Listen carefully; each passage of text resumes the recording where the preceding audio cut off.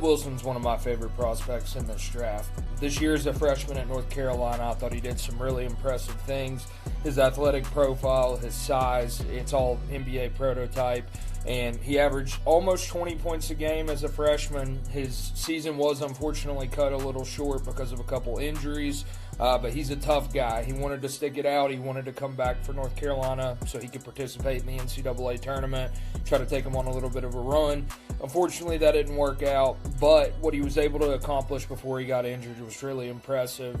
Scoring almost 20 a game at around 58% from the field. Obviously, he was very efficient.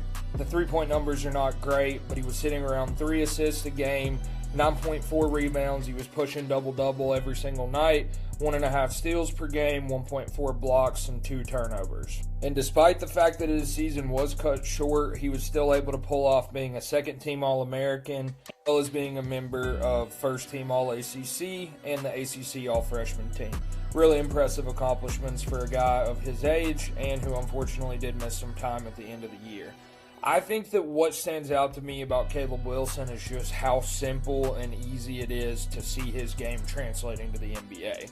He's an incredible athlete, he's got the size, and he's just got natural touch around the rim. He can finish.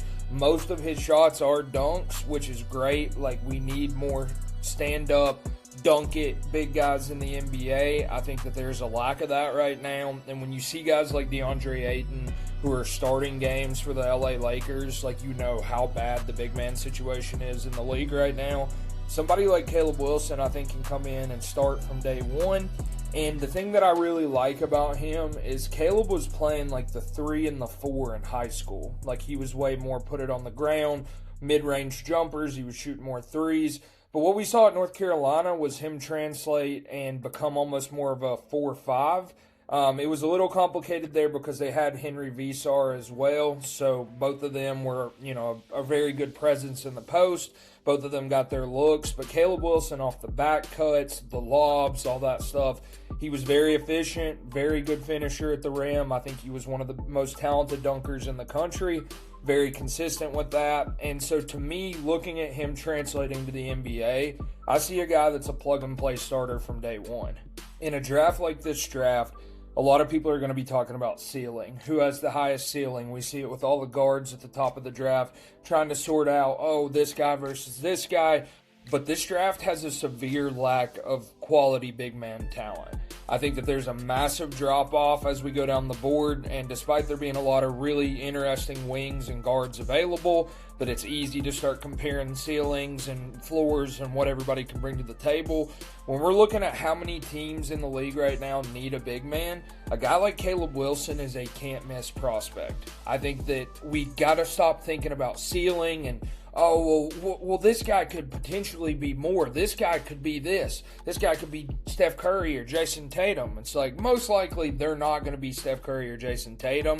One thing I know for sure is Caleb Wilson is going to be able to dunk the ball. He's going to be able to block shots, and he's going to be able to make an impact. And that's why he's the number 3 prospect on my board. I think it's a can't-miss selection. So let's talk about the strengths that he brings to the table. First off, it's his pure natural athletic ability. This guy's not just a leaper. He's got good feet.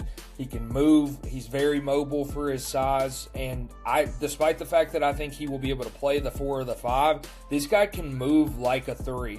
He's very athletic. He plays above the rim at all times. And I think that he's going to be similar to some of the great lob threats that we have in the league right now. We'll get into that a little later in the video. Some guys that I would compare him to.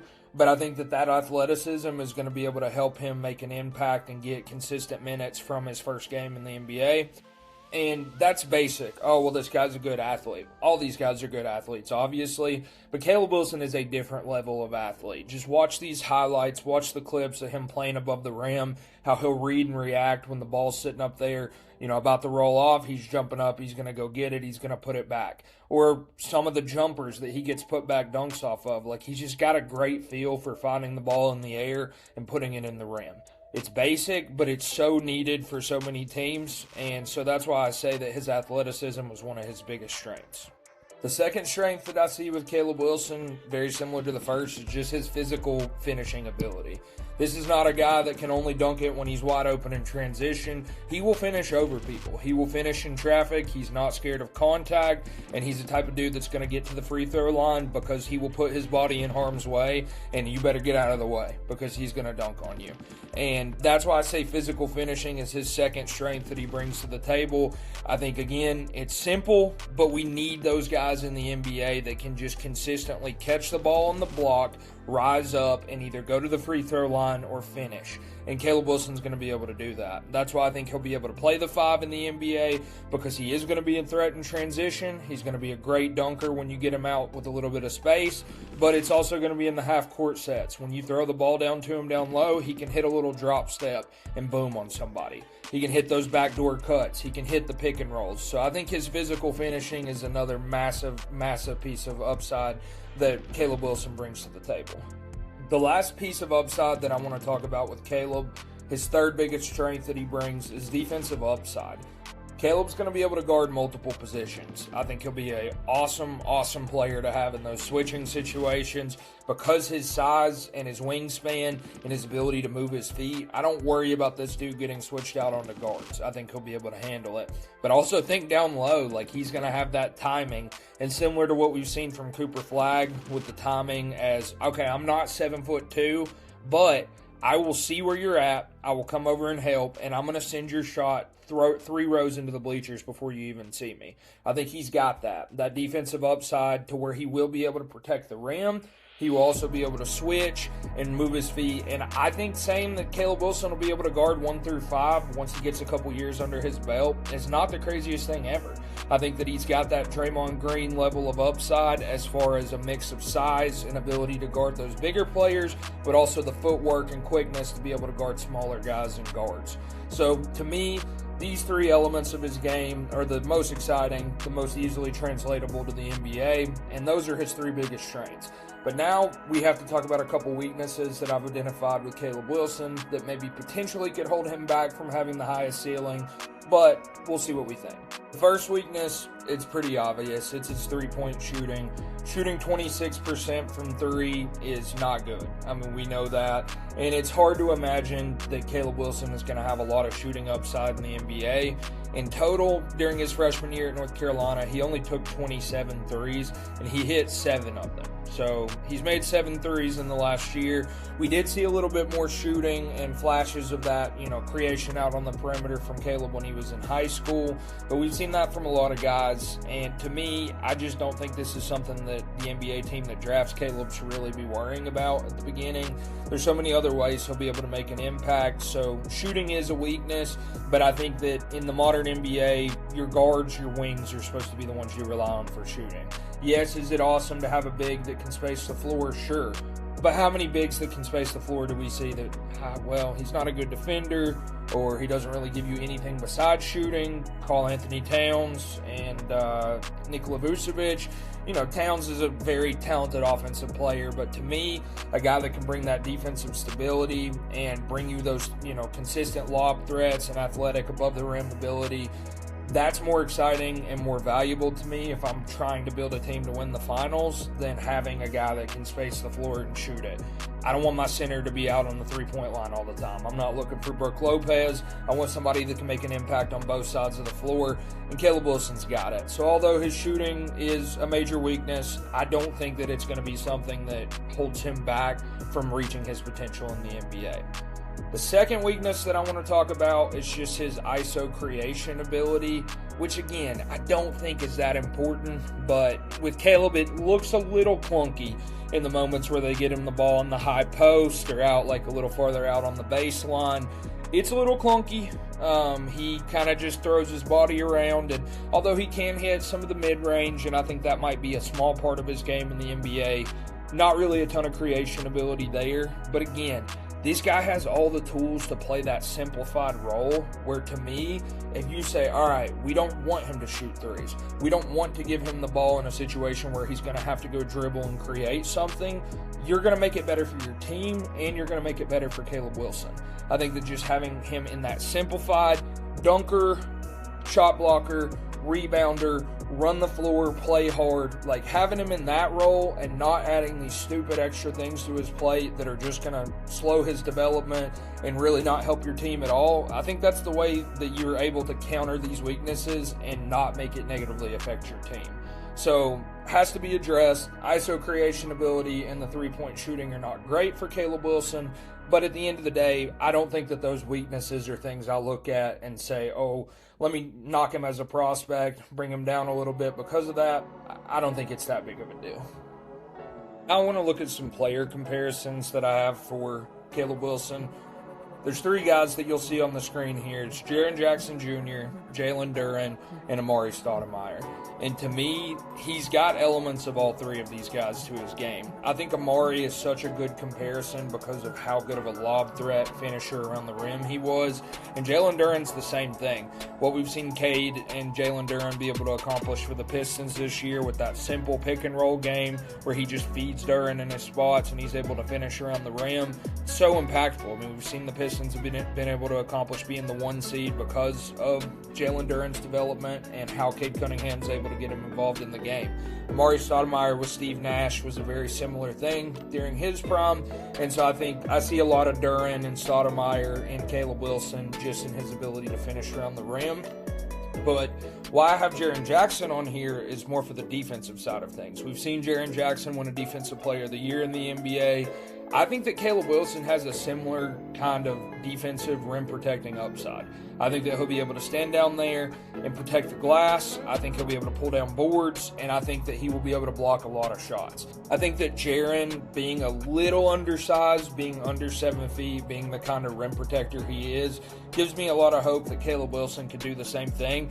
Caleb's a better leaper and a better athlete than Jaren Jackson is. And I think that with his body and frame, he will be able to put on muscle if he wants and be able to fill his frame out similar to how we saw Jaren Jackson do when he came into the NBA. And I think that the defensive upside as far as holding it down in the paint is definitely there. And I think he maybe has a little bit higher potential switching out onto smaller players than Jaren Jackson does or did, just because of his foot speed and his ability to stay in front of guys. I think that Caleb Wilson has incredible potential as a finisher around the rim on the offensive side and as a shot blocker and switching defender on that side of the ball. So that's a couple guys that I gave him player comparisons for.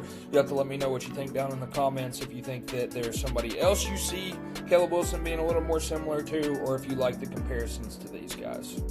Finally, I want to talk about three teams that I could see Caleb Wilson being a great fit and great addition for in this draft. First off, let's look at the Washington Wizards. We all know that they added Trae Young and Anthony Davis last year. That doesn't make a ton of sense to me, but Keshawn George was able to make a jump this year. I like what Trey Johnson brings to the table, and I still don't think we fully cracked the surface on what Alex Sarr is going to be as an NBA player as he continues to work on his body and develop his game. I think that adding a guy like Caleb Wilson, first of all, if you plan on keeping Trae Young, it's an immediate lob threat. And he's going to be a lot better lob threat than Clint Capella was. I know that. And I think on the defensive side of the ball and the offensive side of the ball, adding Caleb Wilson would allow Alex Sarr to play the 4, which I think is the position he wants to play. And you're still going to have the rim protection. With Sarr and Caleb Wilson, you're going to have shot blocking. And Keshawn George is pretty big too. This would be a big lineup. In my opinion, this team would be a lot better in transition adding a guy like Caleb Wilson. So nobody's going to get excited about the Wizards, but I do like the fit here. Team number 2 I want to look at, it's the Memphis Grizzlies. The Grizzlies are a bit of a mess. I don't know what their plan is with their roster. I think that their training and conditioning staff probably needs to be thrown in prison. I don't know. But they have 20 million guys get hurt every single year. It's terrible. Nobody knows what the situation with Ja is, but for this, we're just going to pretend like they're going to keep Ja going into next year. You do have Ty Jerome, Gigi Jackson, Cedric Coward. I like the Jackson and Coward wing duo. I think that there's something there. Zach Edey has shown flashes in the limited number of games that he's actually been healthy, but that's a major concern. How many games is Edey even going to be able to play next year? And Edey's still young. I just don't think that the long-term outlook for him is great, considering he's had so many injury problems in his first couple years in the league. how is his body going to hold up when he turns 30? I just don't see it. So to me, adding a guy like Caleb Wilson that brings everything I've already mentioned in this video on both sides of the ball, it's helpful. I believe that he could play the 4 if you wanted to have a big lineup, drop Coward down to the 2. Maybe this is Shaw's last season with the Grizzlies and Ty Jerome ends up being your point guard. I don't know. We'll see what happens with the rest of the roster, but I think that adding a guy like Caleb Wilson is definitely going to help them. It gives them size. It gives them a consistent center threat that I think will be able to help them on both sides of the ball. So the Grizzlies are the second team I wanted to point out. For the third team, let's talk about the Chicago Bulls. We saw yesterday that they fired their president, GM, which is probably overdue. They're a poverty franchise, and it seems like they always make the wrong move. But I do like Buzelis, and Giddey has had a lot of good moments for them. Adding Caleb Wilson just, gives you a third piece that you can kind of build around. They have so much work to do on this roster, but I like the idea of Buzelis playing the 4 and giving them spacing, and Wilson being able to play the 5. That's an athletic group. I do believe that they're going to need more at the shooting guard and small forward position than Trey Jones and Isaac Okoro. It's pretty rough there with their wings, but I think adding a guy like Caleb Wilson, he'd be able to play well with Josh Giddey, set screens for him, go get offensive rebounds, putbacks. I think he would be able to help Chicago, and I think he could potentially be the face of their team as they go through this rebuild.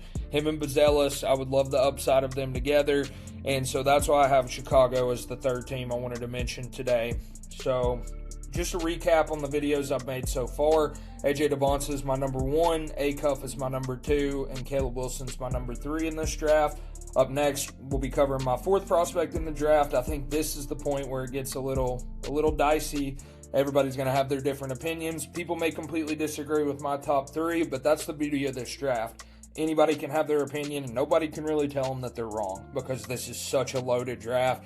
I think the top 20 is awesome, and so it's been fun making these first 3 videos. I hope number 4 is coming out here in the next 3 days or so, and I want to keep going down my list, try to hit the lottery, maybe do the whole first round, but I hope you guys enjoyed this video. Make sure you click subscribe, come back for more content soon. There's going to be a lot of 2026 NBA draft content between now and June, so I hope you guys enjoyed this, and I hope you have a good day. Thanks, guys.